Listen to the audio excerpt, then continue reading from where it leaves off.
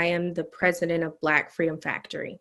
Camilla Factory is a San Antonio activist, someone you may have seen on camera before when it comes to the local Black Lives Matter movement. It's natural and important that we observe that the fight is no different than the 60s, and that is basic human rights. We're talking about folk existing in violent structures that we just continue, well, not we, that society continue to oppress communities of color and vulnerable communities. So the dialogue is important because it's no different than it was in the past, and that's for people to have basic rights. While the message of equality is much the same, the origins of Black Lives Matter and the civil rights movement of the 1950s and 60s are different. Professor Carrie Lattimore wonders how that could impact how history remembers the movement. Black Lives Matter is really coming out of the more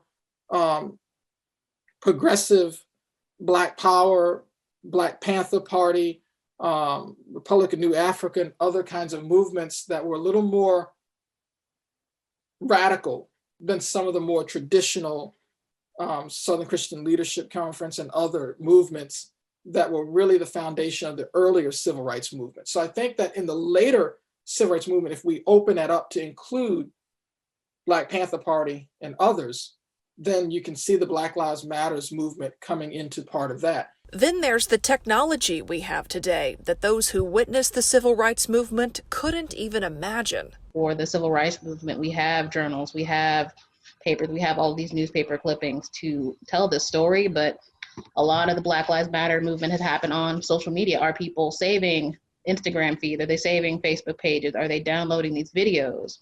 So while it's so strong in our memories right now, 10 years from now, what will we have for people to research these events in the future? We can only wait to see how history defines this moment. But those we spoke with who are living witnesses have hope that the struggle for equality, justice, and equal opportunity will be the stories that prevail.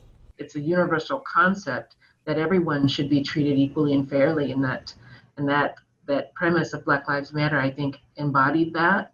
And I think that the country needed it. It came at the right time. I hope history smiles at Black Lives Matter, because that's simply what it encapsulates.